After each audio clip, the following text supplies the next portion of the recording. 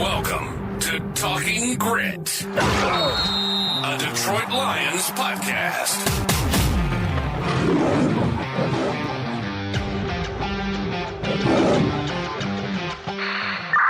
Talking Grit is brought to you by the Monroe County Reporters, Monroe's top news source for police, fire, and community events. Post 3 at Depot Street. Truck 48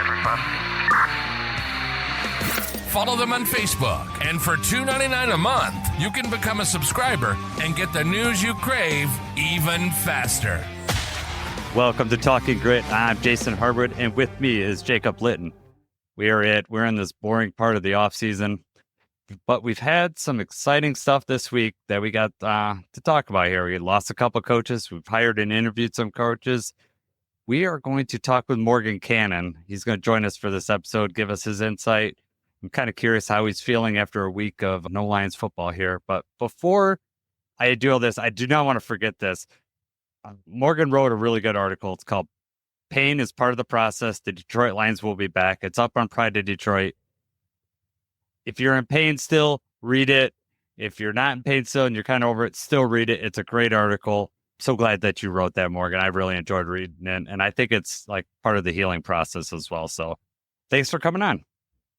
No, I appreciate it, man. Thanks for having me on. And yeah, thanks for the kind words about the article. It was cathartic to write that. It took me a minute to get it down, though. I'll be honest. Like, I had that article open for like probably 2 days just because I was like, how do I get this across without droning on? You know, I wanted to set the table a little bit, like how we would always wish for days like we just had, you know, even if it ended so abruptly. But yeah, fun season. But you know, this is the beautiful thing about having like playing into the playoffs again, though. Like the offseason's so condensed, I feel like, you know, it's really like 2 months and we're in the thick of draft stuff. You know what I mean? Quick. Yeah. Yeah, I know. I was thinking about that. I was like, free agency is going to be just right around the corner. So that is nice. We're not already looking up mock draft stuff. You know, that would have happened like 2 or 3 weeks ago in prior Lion seasons. At least. I don't know about you guys. Like the week or two before the season ended, you're looking at mock drafts. Like, who do I want? Where do I hope we fall? Yeah, I hope we lose these next couple of games so we can get the number 2 pick, right? I've never said that. I know. Me neither. I was never in that camp. Plenty of people that would, though.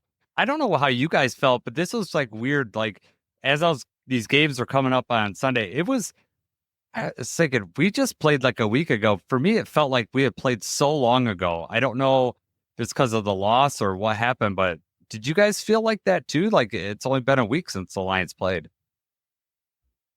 No doubt. It was cold too, man. Like that whole, like it was just kind of a depressing time. I'll be honest. I was bummed they lost. It was like -20 up in Detroit, man, with the wind chill. So yeah, it felt like a long time. What about you, Jacob? No, it was still fresh for me, man. I still felt like, man, we should be playing in this game. I should be ready for this right now. Sucks.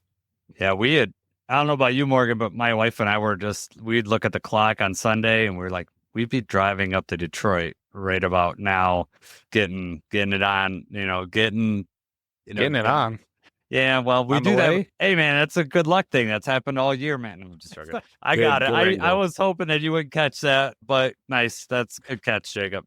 We'd be getting up there and doing our thing up at the stadium. So that was a little depressing, but I was still able to enjoy the 2 games on Sunday, even though the teams that won, I really didn't want to see this rematch at all. I don't think anybody did, right? I mean, we were all kind of hoping for some fresh faces in there, but Chiefs-Eagles rematch. Yeah, I don't even... Are you guys have any rooting interest in the Super Bowl? No. You know, it sucks, but it'd be nice for Saquon, right? And then I like, Quinion Mitchell from Toledo. I do like he's real close by, so that would be cool for him. But at the same time, that means the Eagles fan base would have to win another Super Bowl, and they just do not deserve it. So it's, I can't really lean one way or another. That's exactly, Jacob took it right out of my mouth, man. Like I like the Eagles from a player standpoint. Like I like Darius Slay. They got BG. Like you said, Queen Mitchell from right down 75 right there. But hey, their fans suck. I'll just be honest. They do. Yeah. I'm sure there's good ones out there, but guess what, man? it's tough. I'm not going to talk to Eagles fans at all for the rest of eternity, man, because already they're pretty tough to deal with on Twitter. So Yeah, well, we get ready because we face them next year, Morgan. So that I'll be getting my popcorn and when that week happens because I know do we go Morgan will there? be throwing it. We do go there. Yeah. Oh, good. I won't be going. I'll be watching that one at home. Good. Yeah, I know, but you'll be fighting them on Twitter. I know you, Morgan. No, I'm gonna get better by then. I'm not. No, you ain't. Probably not. Yeah, You're right. okay. Yeah, you might be better this You offseason, like it. and then the season will start, and we'll be back to Especially- vintage Morgan. That's true. Especially if we start out hot and they try to talk crazy. I'm like, no. I don't know. Yeah, We'll see. We don't want any of that. So, yeah, I'm with you guys. I don't know. I guess I would rather have the Eagles win just because I am so tired of the Chiefs. I just like the Patriots were back in the day, like just always being there. I'm just tired of the same old teams getting there. And I'm also tired of the whole like treating Patrick Mahomes differently. And, what's roughing the passer for him is not roughing the passer for everybody else. I find that extremely frustrating. Yep. It's become a talking point when you don't want it to be if you're the NFL, in my opinion. And I think you do kind of need to clean that up. Like he needs to be officiated just like everybody else, to your point. Yeah, I agree. All right, let's just talk about less frustrating thing. Let's move on to, well, I guess a different frustrating thing. We lost some coaches this week, some pretty darn good coaches. Let's talk about Aaron Glenn first. He's new head coach of the Jets. So, first of all, it surprised you that he went to the Jets at all? Either one of you? No, I mean, we talked about that in the preview. Kind of thought Jets or Saints would probably be a good spot for him. I thought he would go to the Saints, but I guess he liked the opportunity for the Jets more. Yeah, and I think he'll get I just hope Woody Johnson, like their ownership group, just let him do his thing, man. I think going to handle it well. Like I saw they were asking him questions about Aaron Rodgers, and I was dying. He was like, we haven't gotten that far yet, like giving them, and then like they would ask it a different way. He's like, you're not going to get me. I was like, oh, here it comes already. Yeah. him dealing with that New York media, but no, I think. Yeah, I don't know if you watched the whole thing, Morgan, or not, but he like pre-addressed the Aaron Rodgers thing like before he went to questions. Basically said, I've already contacted him. The dialogue's there, and that's where he was going to leave it. And I mean, Aaron Glenn's been in New York. He knows how to deal with New York media. So I don't think that was any surprise to him. But the way he answered it and the way that he preempted the conversation, I don't think he wants Aaron Rodgers to be back. That's the way I read it. Can y'all imagine Aaron Glenn talking to Aaron Rodgers? No. I can't. Not at all. I feel like Aaron Glenn would choke him. Right. Mm-hmm. Well, I mean, if you're going to come in and be new leadership, I mean, you can't have two of those. You can't have two leaders, and Aaron Rodgers wants to be one of those. So, I would, unless Aaron Glenn just came in and just put his foot down and just showed the rest of the team who's boss with Aaron Rodgers and just benched him or whatever he wanted to do, that'd be a heck of a power move, right? Bring him back and just, you're our number two. We're going to start. I don't care who's, Tyrod Taylor. He's our number one now. Listen, I wouldn't blame him. I wouldn't try Aaron Glenn, man. I'd tell New York's going to find out quickly. I think, that is one thing I think we're going to have to watch, though, is just AG dealing with that New York media, after so long, because he does get, I don't know, like Jeremy would talk about, like, they're on their P's and Q's when they're up there with Aaron, because he's not going to yell at you. You might get lectured, though. You know what I mean? Like, yeah, you'll get put in your place. That's the thing. Like, Aaron Glenn's confident in his answers, and he's not going to back down. So I felt for Jeremy, and I kind of asked him about that at one point. I don't know if that was on, camera or if we were just talking. Like, do you get nervous when you have to ask him a question? Because I know that's his job. I know that's Jeremy Reisman is who we're talking about. I know that's his job, so maybe he doesn't. But for me, man, I would be very nervous just because, like you said, he will lecture you if you. I remember someone asked him about spying sometime, and he like a quarterback spy, and he just went off on it. He was, you're just taking a defender off the field. Do you want to spy? And It was great. Yep. His tenure with the Lions, I would say, has been like up and down. Like people just really wanted him gone after a couple of years. And then this year, the way that it started out, and then through the first, set of injuries, he was really having this defense play good, and then we had the meltdown and, the Commanders game. So, Morgan, were you happy with his tenure with the Lions? Do you think he was a good defensive coordinator? Definitely.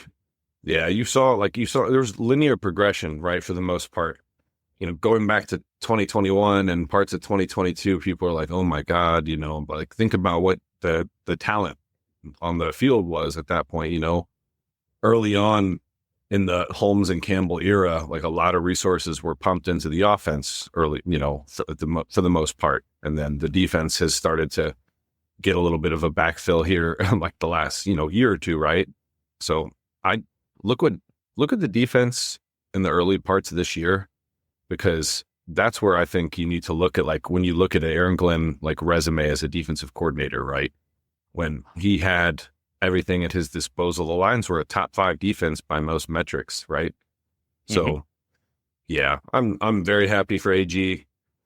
Excited that he's in the AFC, in case he does start his own little, empire over there, that'd be nice for him to be in another conference. And he looked good in the Jets green. I saw some clips. He's going to look good over there. I just hope they can get a quarterback, because otherwise you're kind of up, what's creek in this league. Yeah, that's exactly right. You think he would roll with Tyrod, though? At least for a year. And I think he could at least keep the water above level, because he's going to get that defense, because the defense has pieces, as y'all both know, right? Right. Mm-hmm. It's got pieces. So you get that defense back to where it needs to be. And then if, Tyrod can just steer that offense, because the offense has pieces too. You got Garrett Wilson, you got Breece Hall, you got some Elijah Vera Tucker, pieces along the offensive line. But yeah, you got Aaron Rodgers, you got to cut that cancer out of that thing right now and go on. I don't know. I'd have to look at the over the cap to see what the dead cap would be, but that he can't stay. I don't care. And I almost can guarantee you, I just can't see Aaron Glenn and Aaron Rodgers working together. Let's put it that way. No. Do you think that almost would come up, right? Like for AG in the interview process before he took it. He's like, hey, if I come here, this guy's gone. One way or another, I'm not putting up with this. No doubt, Jacob. Yeah.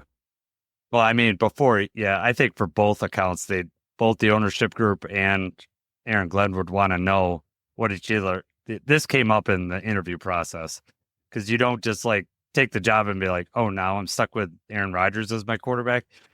You don't do that, because Aaron Glenn knows he wants to get to a second contract, right? And some of these coaches only get 1 year, especially in New York. You don't get a long leash in New York.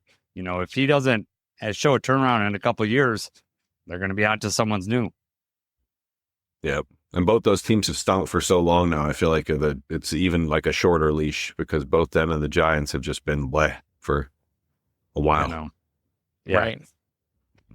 Yeah.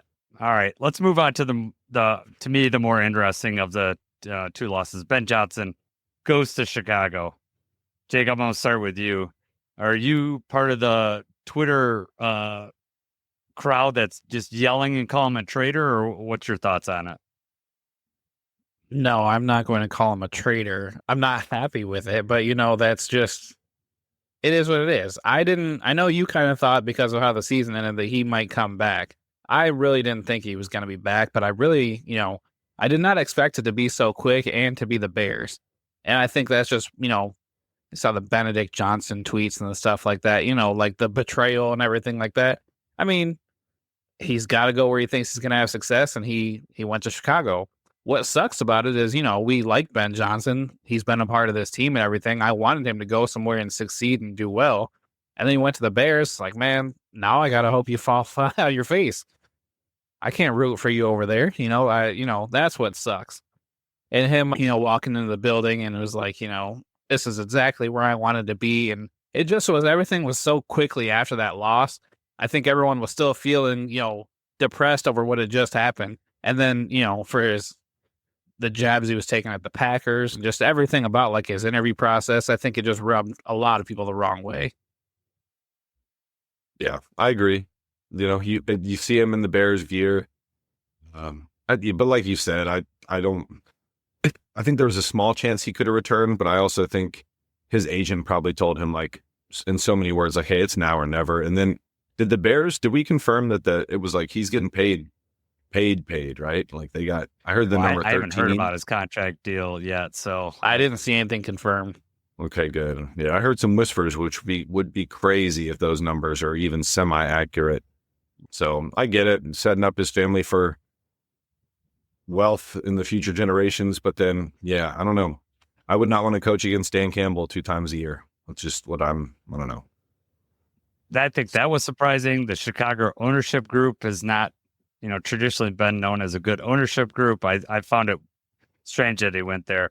I'm with you, Jacob. I felt, like I want to root for Ben Johnson. He's done so much for the Lions. I want to root for him, but now we can't root for him. He's in our division. Me, when I saw him you mentioned seeing him in the Chicago gear the first time, that's like seeing an ex-girlfriend with their new boyfriend all looking all happy. That's what it felt like to me, just like, oh, and ugly Bears colors. Jacob, do you think he knew he was going to the Bears before, like, the playoff game, before the Commanders game? This is interesting, but because of the timing and everything, I think he had to know that he was going to Chicago. I don't think, because that's another thing, people are like, oh, he was sabotaging the game and he was calling it a certain way because he, was really already for the Bears. That's definitely not the case. But I do think that he probably knew he was going to the Bears. The Bears held their last interview, I think, like the day before our game. So, I mean, there's a chance they called him that night or the morning of the game and said, the job is yours. They also may have told him when they interviewed him, like, we want you here if you want this job. And then maybe those other interviews were just kind of like a safety net for them in case he didn't take it or whatever. But I think he knew he was going. That's an awful quick time to get over the loss and make a decision when you are in Chicago 2 days later, Mm-hmm. Yeah. What do you think about that, Morgan? Do you think he knew? Yeah. Part of me thinks so, because it's similar to, it's just one of those situations that shakes out, to Jacob's point. Like when a team hasn't hired anybody, like when the Lions hired Patricia, right? And they had to wait all the way through the whole, like after the Super Bowl, right? Yeah. After the Super Bowl. So, yeah, like, it's kind of the writings on the wall at that point. And then I bet you there's some unspoken agreements. Like, obviously you can't sign anything at that moment, but I think he probably knew. I still think he probably wanted a Super Bowl ring in Detroit before he left for Chicago, because that's why he kept coming back. Ultimately, didn't feel like a situation was like right for him and his family. But now, yeah, he got paid, I'm sure. And Chicago's a cool place, but yeah, enjoy being at least second fiddle at the most, man, because the North is the Lions until it's not. Like 2 times in a row. I don't care what anyone else says. That's hopefully 3. Right. I like our chances at 3. Schedule next year's might have something to say about that, but I'm not gonna go against us. But there's some really good coaches in the NFC North. I mean, O'Connell's good. He might win Coach of the Year. You got, obviously Dan Campbell. We'll see how Ben Johnson is as a head coach. He's going to call the plays out there in Chicago, it sounds like. So we'll see how he juggles all that. That seems tough, but he did hire Dennis Allen to be his defensive coordinator, which I think is a good hire, but it's also probably helpful to him to have another head coach, former head coach on your staff, someone that he could go to and talk things through. I get the sense that Ben Johnson, just like from the interviews I saw afterwards, that after last year's interview cycle, he went through this, like the offseason and through the season, looking at things differently, like as a head coach, like how he would do things. And he kind of said as much. So, it sounds like he maybe had made his mind up that no matter what had happened this season, that he was going to leave as a head coach, which, and you're right, Morgan, you don't get a lot of opportunities. You can't keep flirting with it and then just decide on your own terms when you're going to go. There's only so many of these jobs open. No doubt. No. All it takes is Goff to get hurt next year, and then Ben Johnson, the offense doesn't look good, and then Ben Johnson maybe doesn't look as hot. Well, look at Houston. The offensive coordinator down there just got fired, and he was a big name last last coaching cycle, and now he's got fired this year. Slowick. Yeah. Yeah. Yeah, it happens quick, man. And so a lot of that was just his offensive line getting his butt whooped, their butts whooped. You know what I mean? And it sucks, but that's kind of how the NFL is. Someone's head's got to roll, which is unfortunate. Yep. Yeah. The other thing that people are not taking too kindly in Detroit, although I don't have a problem with it myself, is him Ben Johnson hiring JT Barrett as quarterback's coach, poaching him from the Lions. And also we're losing Randall L., which I'm sad about personally, because I like Antoine Randall L. He got a title upgrade as assistant head coach, and then also the wide receivers coach. So do you guys have any thoughts on that? Start with you, Jacob. I really, it sucked to see Randall L. go, especially, to the Bears and that whole thing again. It's like, man, seeing him work with Amon-Ra and J-Mo and everything that he's been able to do. I like the, continuity. So it would have been nice to keep Antoine Randall L. JT Barrett, obviously, was just like, I think he was an assistant coach here. So now he's getting to be the quarterback coach in Chicago. That one makes sense for him. Randall L., they make him associate head coach, or there's some sort of promotion with that too, right? Yeah, it's like he's wide receiver coach, but assistant head coach. I think for him to come, he had to have an upgrade, and you have to have an upgrade. The line, because I assume he was under contract with the Lions. He couldn't just leave on a lateral move unless we let him go. So he probably had, but you have, if you get an upgrade in title or something like that, then can't hold on to you. Yeah. I mean, good for him. I think that's going to be a big loss. I like Randall L., but at the same time, they were not able to pull away Hank Fraley, so that's a win. Yeah. Yes. That's a big win for you, right, Morgan? Man, keeping Hank is huge. I love Randall L. too. I'm a 90s baby, so Randall L. was one of my favorite non-Lions in the early 2000s. He was just a fun player to be a fan of. And he's gotten a lot, he's overseen all the growth from Amon-Ra. He got, J-Mo going and rolling this year, 1,000 yards. So, a lot of development. Khalif has blossomed seemingly under Antoine Randall L., but this is just where I rely on Dan, man. Just very similar to how I look at Brad, being able to replenish the roster with talent, year after year. I just trust Dan is a staff builder. If you're playing a video game and he has a badge, that's one of his. That's one of his for sure. You know what I mean? So I think they'll plug in some guys. But yeah, to y'all's point, keeping Hank Fraley, it is huge, and he got a title upgrade too to run game coordinator. So love that. I'm sure he got some money too. I'm sure Sheila opened up that checkbook. Yeah, so. Right. Yeah, ain't no salary cap for coaches. Yeah, exactly. Yep. Spend what you can. Hey, so before we move on to some of our new coaching hires. Do you guys, I just have a general question. We'll start with you, Morgan. Do you think, the NFL should allow you to be able to interview these coaches, or should they, everyone be on the same playing field that you can't hire someone until the end of after the Super Bowl? What's your feeling on that? Do you think it should just stay the same, or? That's tough just because, if you did that, right, the Super Bowl's on what day now? February 13th 9th. Or is it the 9th? I'm pretty sure it's the 9th. So February 9th, right? And the new league year is March 13th.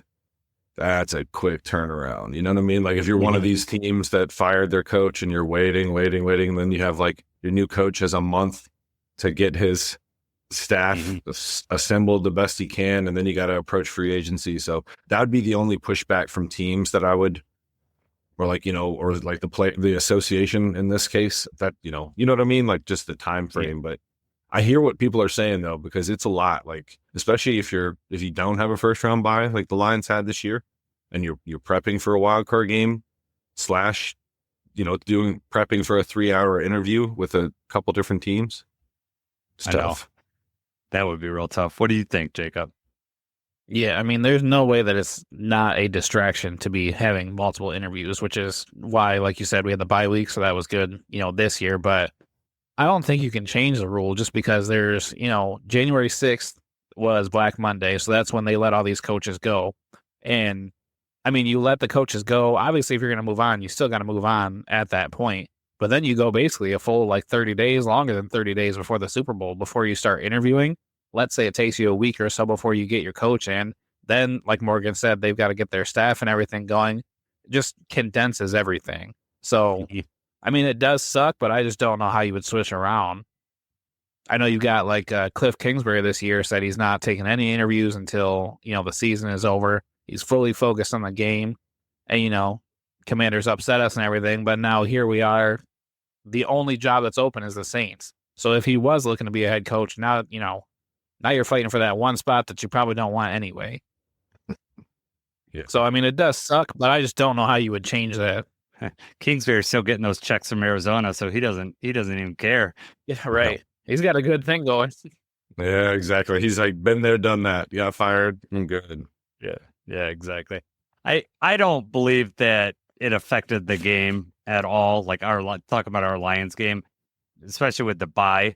But I feel bad for those guys having to take 5 3-hour interviews inside a week, and you got to prepare. And those interviews aren't like, "Hi, I'm Aaron Glenn. I want to bag your groceries." No, it's like you have to know the team's roster. I mean, there's a lot of prep time that goes into that. But I know that when Dave Campbell interviewed during that week, he was taking time off. He told his coaches to take time off. So I think they were just using that time as a rest. So I don't think it really affected that preparation because Dan wanted to know who we were going to play before they broke everything down. Yep. Did it the smart way for sure. Yep. All right, let's talk about our new hire. Let's start with the DC, the defensive coordinator. Sir, we hired Kelvin Sheppard. Morgan, what do you think about that? I love it, and it's something that I've been hoping for since it really kind of got whispered about for the first time. Like Aaron Glenn gave his stamp of approval for Shep not that long ago, but he was on those Patricia teams, at least the 2018 roster from what I remember. So he's not that far removed from playing.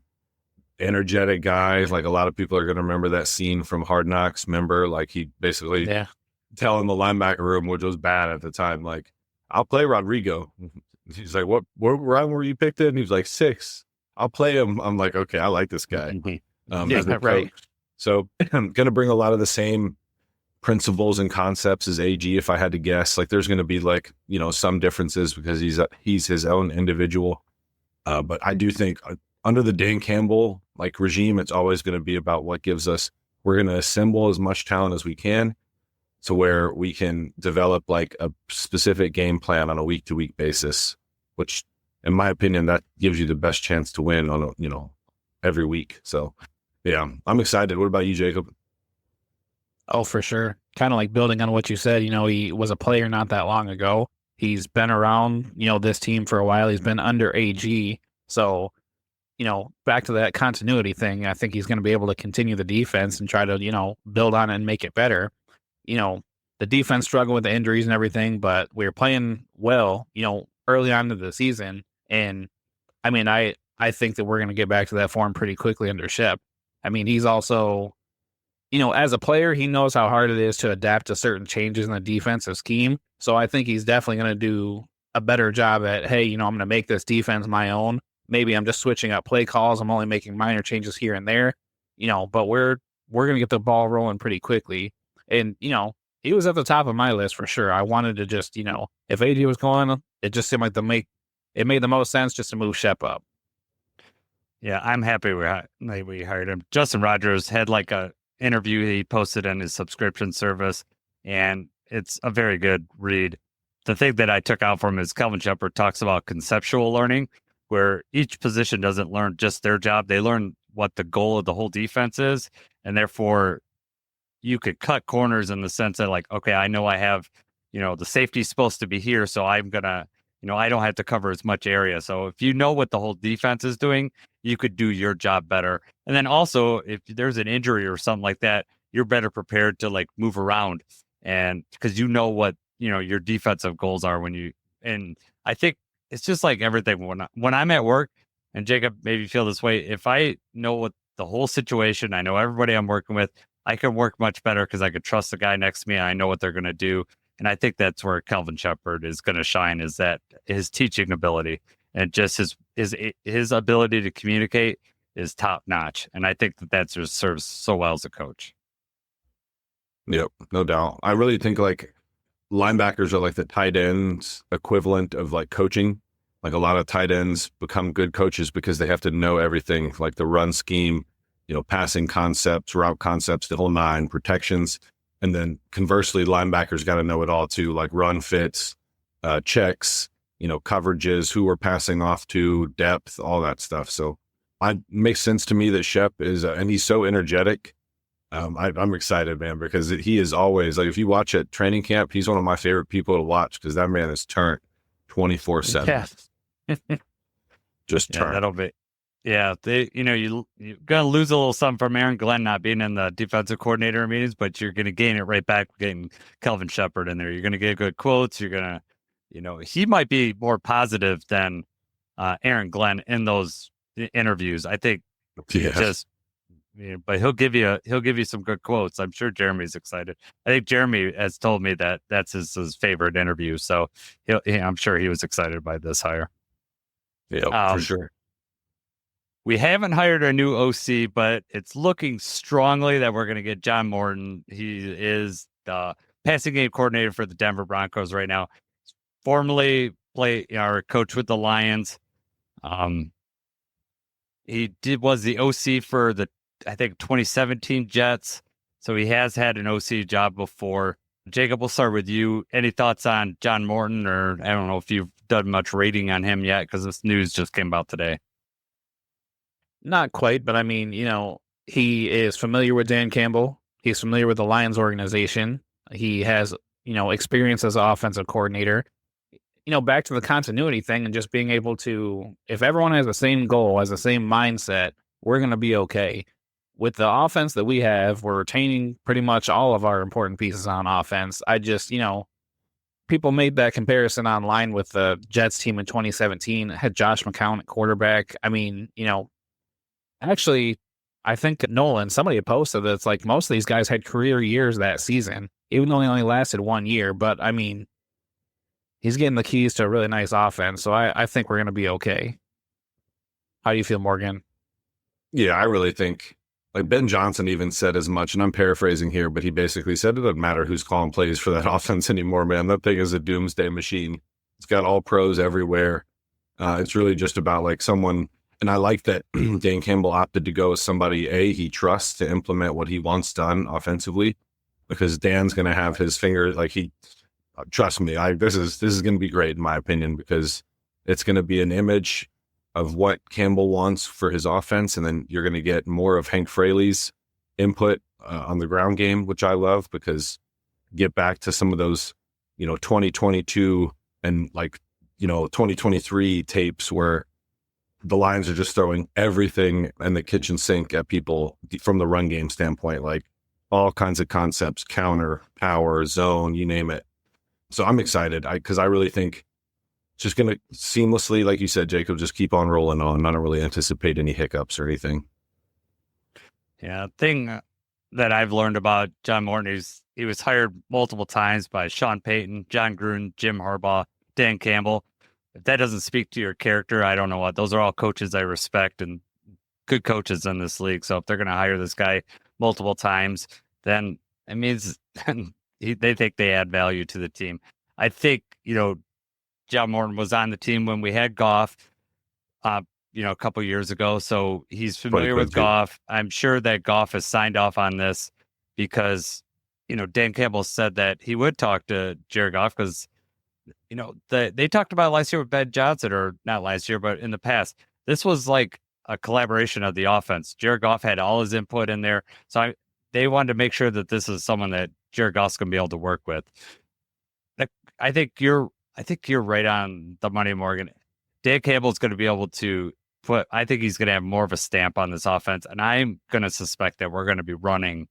I know we run a lot, but I expect maybe not as many trick plays and just winning with what we can next year and what we know works well. And that's Jahmyr Gibbs and David Montgomery. Yep. Run behind 58. Yeah, that's right. Yeah, right. I did not want them to try to bring an offensive coordinator, that's just going to try to make too many changes. I think, they see the tools, the weapons that we have, and some of these, younger offensive coordinators that just want to try to, I guess be flashier or try to do this or that. It's definitely not what I wanted. And that's not what the team needs. That's not what Dan Campbell wanted either. You know, just want to keep the ball rolling with what we've got. We got a good thing going. Mean potatoes, man. Just keep that thing. Exactly, Jacob. Yep. Yeah, just keep moving it forward because I know Goff had a bad game the last time he was out there, but those are few and far between. Yeah. And, we can all say what we want to say about we didn't run enough in the second half, but our defense dictated that as much as anything else. And us turning the ball over, our hands got forced in that, unfortunately. If we were up, in the game that happened on Saturday, Philadelphia and the Commanders, Philadelphia goes up 14-3 early on against the Commanders, and we should have been up 14-3 had we not fumbled down in the red zone. Yep. And I looked at my boys and I was like, this is the position that we would have been in. And had we got to that position, then you would have saw just us running and just taking time off the clock and controlling all that and then letting our defense rest. Otherwise, we got forced into situations that we couldn't thrive in, unfortunately. 100%, man. I remember where I was. I've said to Sweat, I was like, God, I hate when we're in empty, like on 3rd and short or 4th and short. And then sure enough. Yeah. I know. So we lost Terrell Williams. He would become the defensive coordinator for New England, which makes sense because Vrabel's out there now. So I'm kind of disappointed on that. But I'm actually really excited about our new defensive line coach, Casey Rogers. I think we did pretty good in replacing Terrell Williams. So, Morgan, I know line play and all that stuff, and you love watching film. Do you have any thoughts on Casey Rogers? Good position coach. You hear a lot of good things coming out of Tampa about him. He's overseen a lot of development, right? Like Kalijah Cansey started playing really well this year. Vita Vea, obviously. I mean, I don't know how much you really have to coach that man. It's a monster of a human. But yeah, they've consistently been really good on that side of the ball for Tampa Bay. And Dan Campbell, again, the ties run deep. This is another really good hire, in my opinion, because just going to keep things going for, you want to keep nurturing the young players you have, like similar to the offensive line. You have Broderick Martin, who you really need an uptick for, man. That's someone who I'm a little concerned with that we'll, I'm sure, talk about during the course of the offseason. But yeah, there's some guys in there on that defensive line room that certainly need some nurturing because, you need those draft picks to hit here soon. Mm-hmm. Jacob, have you had a chance to read up on Casey at all? Yeah. Obviously losing Terrell Williams sucks, but, he was good in the locker room, and this was his only year that he was here, and the defensive line definitely improved. You could see that early on for sure. So, we kind of saw that coming when he was going to leave for New England, but I liked the quick action to bring Casey Rogers in here. And back to what we were saying before, keep the ball rolling with the defense, right? I mean, you want improvement, yes, but I think that a lot of the defensive line's young. They just need more time. Like you said, Broderick Martin's a big one because that's one, this year we were hoping he was going to take that next step. And now it's, now it's almost now or never. We need to see something from him. Yeah. What about you, Jason? Yeah, I reached out to Tampa Tones, who is the podcaster we, got with when we played Tampa Bay Bucks, and I asked what his thought on Casey Rogers were. And first of all, he said he's great against the run, which totally fits in with the Lions' philosophy. We need to be stout against the run. I asked him, I'm like, well, why did Casey Rogers, he's been with Todd Bowles, like pretty much like his whole not his whole, but recent coaching career. So I was wondering why he would want to leave Todd Bowles. And he thinks that he thinks that there's a chance of advancement and maybe he got paid more to come to the Lions. So he didn't really know, but that was his thought. And I said, what can we expect from Casey? And he said, besides being great against the run, he goes, you will have, even the bottom part of your roster will see significant upticks in their play. That Casey always had the line ready to play, which, is music to my ears. And, hopefully, I know you guys both mentioned Broderick Martin. I think that that's going to be everybody's good in training camp and, everything that's coming up this summer. All eyes are going to be on him. I know when we go to training camp, Jacob, that's who we're going to be watching, right? We're going to be like, did he make some improvements? Because it was disappointing, right? We had all those injuries and he still couldn't make the field, so that was scary. So hopefully he makes a big third year jump. I think of Derek Barnes, right? The first 2 years, he had the injuries, just like Broderick had the injury this past season, and then made a big third-year jump. So hopefully we can expect those physical gifts that Broderick has, to be able to have some talent behind him and make a difference. But we'll see. I don't know if we're going to be done with losing coaches. Aaron Glenn still has to fill out his staff, so we might see some attrition coming there. But we'll see. I'm with you, Morgan. Dan Campbell's going to make the hire, right? I mean, everyone wants to work with Dan Campbell, so he's going to have his choice of who he wants to work with, and I have faith in that. Yeah, he's just that guy at this point, Yeah, exactly. All right. Well, before we move on to we're going to talk a little bit about some upcoming free agents. I don't want to get into it too much just because season's still on. We'll have plenty of time to talk about it, but we do need to mention that Goff was, in the top 5 of the MVP finalists. I know his last game was not what we wanted, but well-deserved. I'm glad that he's getting some recognition being up there.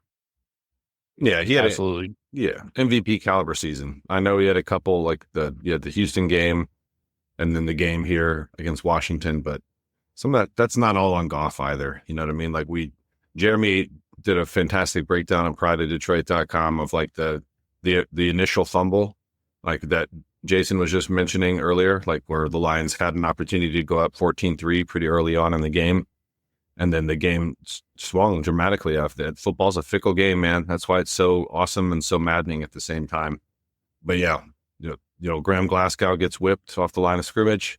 Amon-Ra slips at the top of his stem, fumble, right? So, yeah, not all on Goff, and I played great. And that's why I'm excited about the Morton hire, because he was really apparently, a big part of everything going on in 2022 when he was a senior assistant, like Campbell said as much, and deserved. Yeah. Yeah, I mean, there was a lot of quarterbacks that had good seasons this year. I mean, some of your top ones like Allen and Lamar Jackson, and Baker Mayfield had a pretty good season, and Joe Burrow. So, I mean, he was up. I mean, but to be in the top 5 for your MVP finalists, you couldn't ask for much better. He's making a little less than Jordan Love. Was Jordan Love in that top 5, Jacob? Not even close. Yeah, a little dig on him. So I know, Morgan, you watch all the press conferences because you're into this as much, and I know Jacob does too. Did you guys, either one of you guys, catch the Brad Holmes press conference shortly after the season? Yeah. Any thoughts? Anything? I mean, it was. There wasn't any breakthroughs in this talk, but did you have any thoughts on what Brad had to say or his reactions or anything? That was about par for the course. I feel like I knew he was going to talk about they're going to need to add more depth, because we talked about at the beginning of the year, this is a deep roster. And then it got, you're on your 7th or 8th. It was like interesting to hear him talk about the process of getting Zadarius Smith and how that was probably the most difficult thing he's navigated so far of being a GM, like, which makes sense when he broke it down so like matter of factly. But yeah, like no one wants to give up edge rushers. So it's a very small pool of edge rushers you're actually trying to acquire.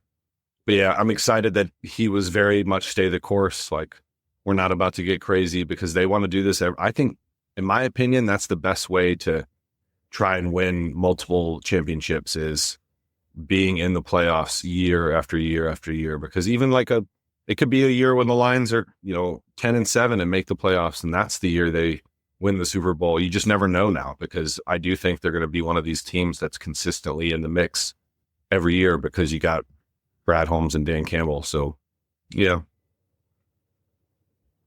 Yeah. That's Jacob, did you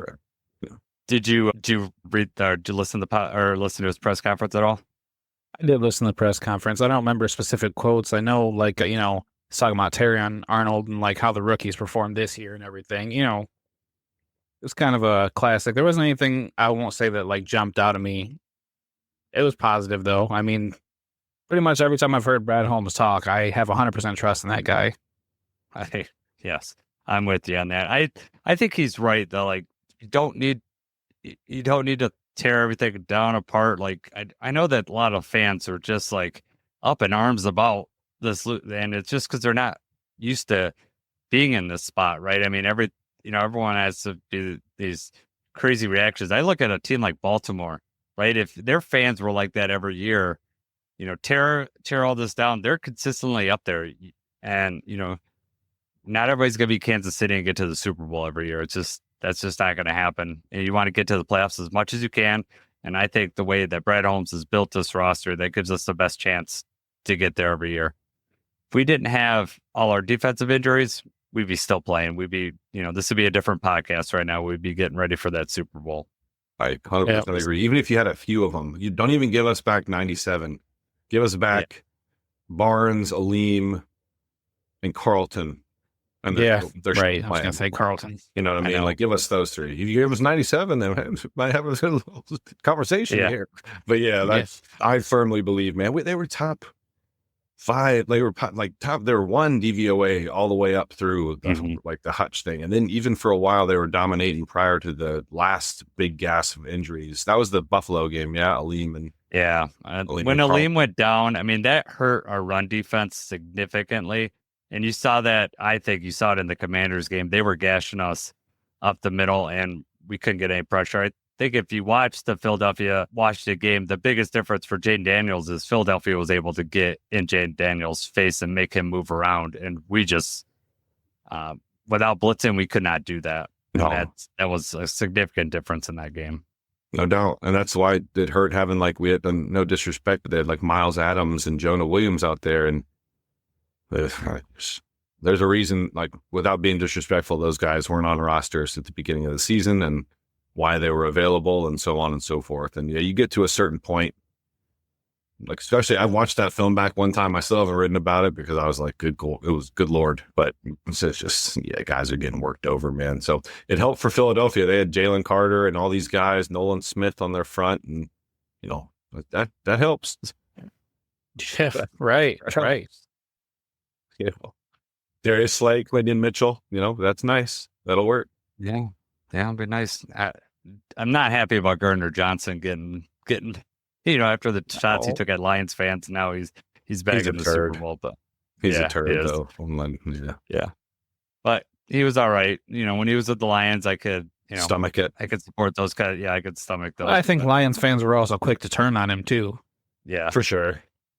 Yeah, it went both ways. He's just funny. He was making fun of Jaden Daniels yesterday. That's what made me think of the trade thing. He was like Jaden McDaniels. He added an extra syllable.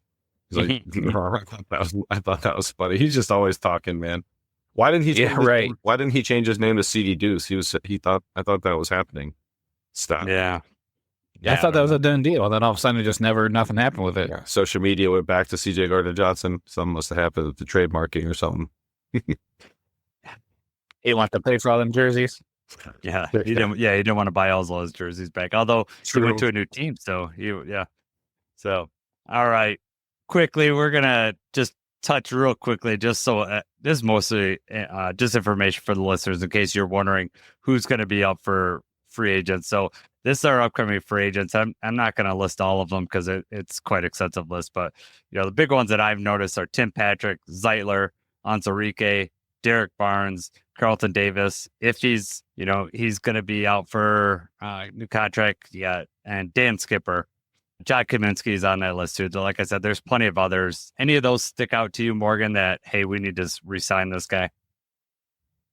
There's a couple that I'd like to kick the tires on, but that's going to be some good conversations this offseason, right? I would love to bring Carlton Davis back because, in my opinion, there was a good stint of the season there where he was one of the best corners in football, if not the best, just from watching on tape, right?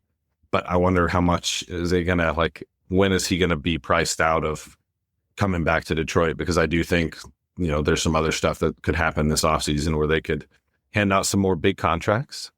I'd like to, but I don't know, Zeitler, yes, but then could you get a little cheaper, sign a veteran, plug in Mahogany, and spend, because there's going to be some other places I'd like them to shore up some depth too, because they can't really, I've kind of come to the conclusion they're not going to get rid of Glasgow because it's like $2 million less to not have Glasgow than to keep him, if that makes sense from the dead money standpoint. So there's a couple I would, the first 5 I would at least have a conversation about. I'm done with Melifonwu. I don't know about y'all.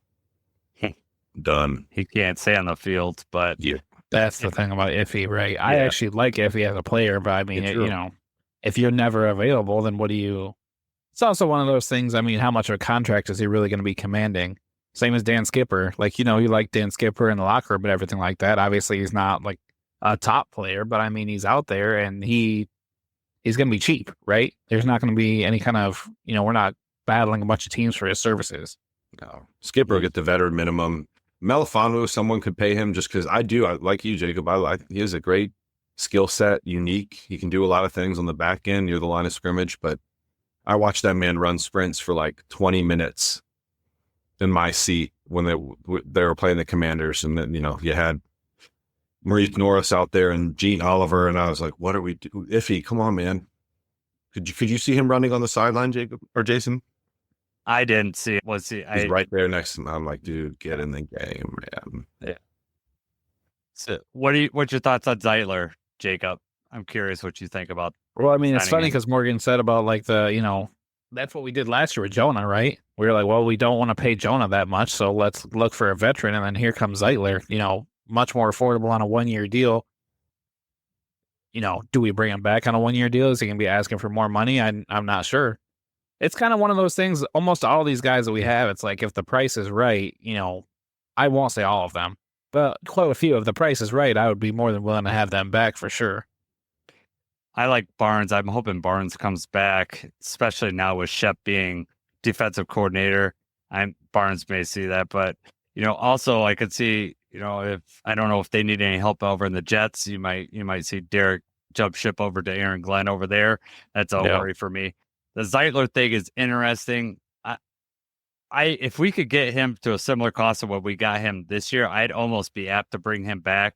And then you put Mahogany, you let him and Glasgow fight it out. And if Glasgow's your top backup for the guard spot, I'm okay with that. That's actually a pretty good deal. And he's he can move around. Right, exactly. He's also your backup center. So that gives you a little more flexibility.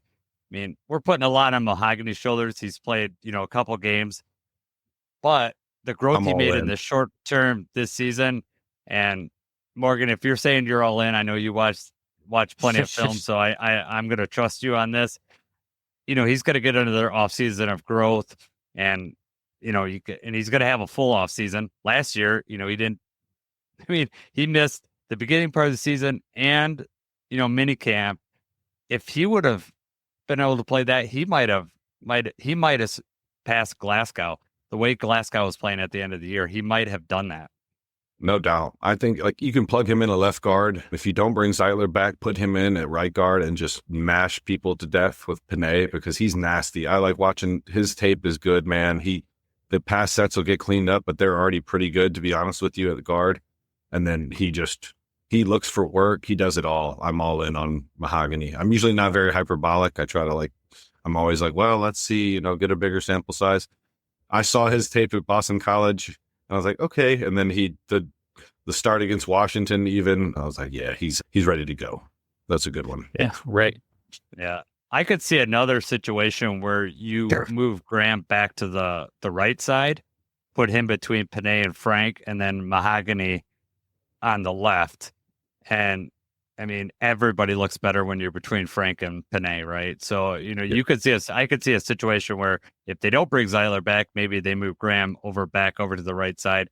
Because 2 years ago, he looked pretty good in that spot. And maybe that's because he was between Frank and Panay. And then, like I said, Mahogany over there next to Taylor would be all right. So it'll be interesting. I think Anzarike is another one that, especially depending on what happens with McNeil, and how much, I think you're right, Jacob. It's how much is Anzarike going to want.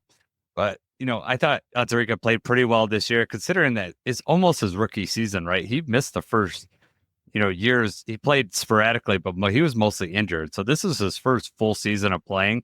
So he might see the second year jump next year.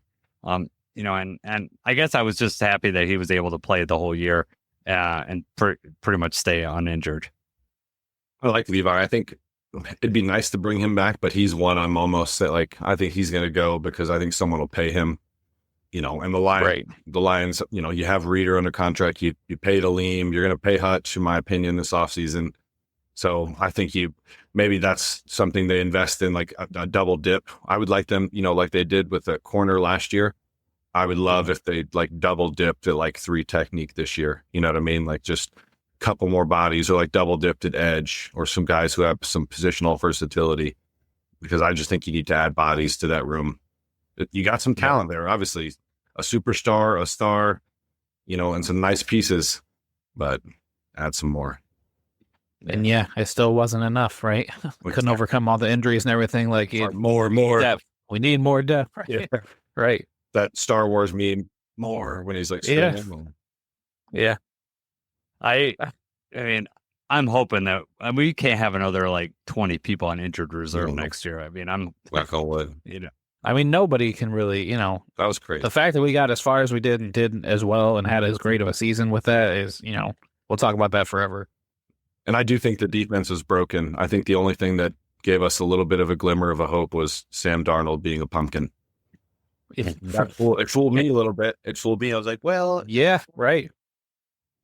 Yeah, well, I mean, but our offense always gave us a chance, and it just didn't when we turned over the ball 5 times. We couldn't, even if we had just turned it over 2 times in that Commanders game, we definitely had a shot. Maybe even 3. We 2 scores. Take away the pick 6 or the first fumble. I think that game's different. It's just the first fumble. It's the first fumble. They take that away. We play different on offense. Yeah. Jared Goff doesn't get as punchy with the ball and doesn't make those decisions that he made. Poor decisions. So before we head out of here, you already mentioned it. Hutch is up for an extension this year. We also have Kirby's up for an extension. JMO could get an extension, or we're going to have his 5th-year option will be up. Josh Pascal and Malcolm Rodriguez. Do you think out of those 5, do you think I'm going with Hutch is going to get the extension? Do you think Kirby's going to get one too? Oh yeah, I think they're going to pay Kirby. Then you have to turn around and pay VB. You're just going to have to. That's where Disner and those guys come into play. Like make it work, stagger the cap hits. You're going to do what you got to do. Be cheap at corner, which is something they could do. Which is kind of my point with Carlton earlier. Like you have to get cheap somewhere. But yeah, Hutch is going to get a mega, ultra, super duper deal like Ney and Amon-Ra got. I think Kirby gets paid for sure. JMO, I think they pick up the option and they're like, you need to do it 1 more year before we talk about that, Bubba, So, yep. I'm with you there. And I think they're going to do what they did with Panay's. They'll pick up the 5th-year option. Tack it on, and then they could spread that cap hit. They can, like you said, they could play with those cap numbers, offset it with whoever else contracts hitting big 1 year that they're going to have to play those numbers. But that gives an advantage of doing it this year. It just, it takes 2 to tango. Hutch maybe say, I might wait another year and get, plus he come off uninjured. So who knows? True. I mean, if he would have been defensive player this year, he would have gotten. Yeah, do it now, Brad. Paid. Do it now, Brad. Right. Overpay a little bit now and feel better about yourself after he breaks off a DPOY, award next year. You know what I mean? Exactly. Yep. So it'll be interesting. We'll have plenty of time to talk about free agents after the season, and just to preview something that we got coming up February 17th. It's a Monday. On Tuesday, we're gonna invite Morgan on. Migo's gonna come on. We're gonna do what we call a fantasy play draft. We're gonna pick we're gonna go round robin, kind of like a fantasy draft.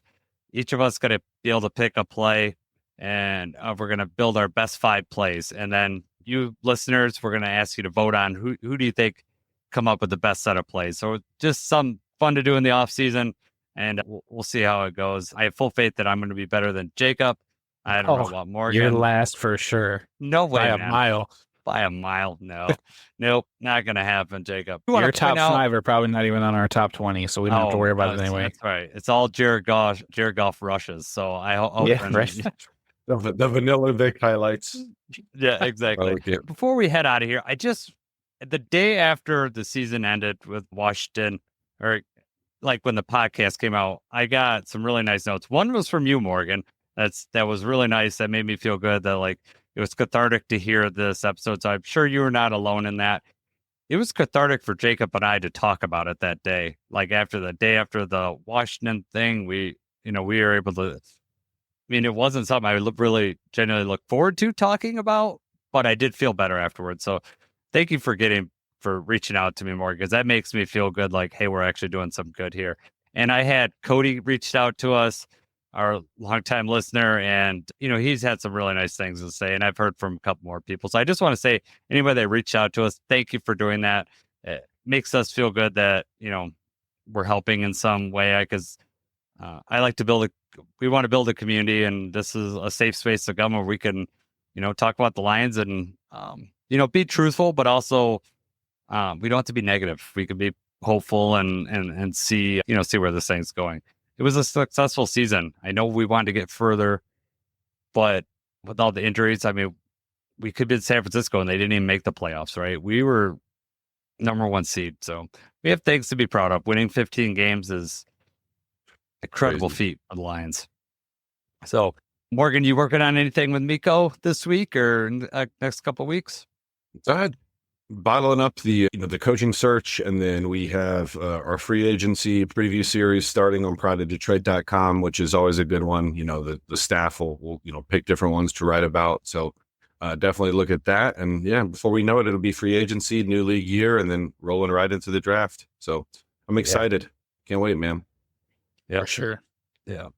All right, Jacob, any parting shots before we take off here? No, man, I'm good. Just, like we said before, the sky's not falling. Don't call for Goff's head and everything and act like, you gotta act like we've been here before, right? We made it to the NFC Championship game last year. It's not the way we wanted it to end, but for 31 teams, they're going to have this feeling, right? So, yeah, it's going to be okay. To y'all's point, look at the window is not closed. Yep, exactly, Jacob. Look at teams like Baltimore, Buffalo, San Francisco. Goes on and on. Go look at their, the playoff resumes, and it's a lot of sour grapes, man. So buckle up. Go read that article that I wrote. It's going to happen again. Maybe they'll win a couple Super Bowls, and that'll make it worth it. Yeah, right? Exactly. I read that article again. I just like listen to our podcast was cathartic. Reading that article for me was just another, just a level-headed look at the positives of the season and common sense approach to, like what you said, Jacob. 31 teams are disappointed every year. You got to just look at it, and we have a lot to be looking forward to. We still have Dan Campbell. Anytime we have Dan Campbell and Brad Holmes at the top of this thing, I'm happy. Good. And Sheila's doing her thing too. She's got it. And we didn't lose Chris Spielman to the Jets, so he's back too. We didn't, right? He's still here. Yeah, he's staying. I wonder if they just called him in to learn a little bit more about Aaron Glenn. Rick Spielman was part of that committee, brought Chris in, tell us a little bit about Aaron, that, stuff we don't know. Because, if you didn't know, his brother was part of the search committee for GM and coach. So Chris Spielman's brother was. So, all right. Well, boys, this has been a good podcast. I'm happy to have you guys aboard. We got Super Bowl next week. Jacob, you and I will talk Super Bowl, predict a little bit on Super Bowl, you think? I guess. I know. One of these teams has to win, right? So I know, exactly. Well, if I can't enjoy the Super Bowl, at least I could enjoy making fun of your picks or something like that, Jacob. Who lost this year in grit picks? Yeah, I don't know. I forgot. Yeah, about that. Okay. Was last season, Jacob. Are you bringing up last season? Season's not over yet. All right. For Morgan, Jacob, I'm Jason. Thanks for joining us, and we'll talk to you soon. Go Lions.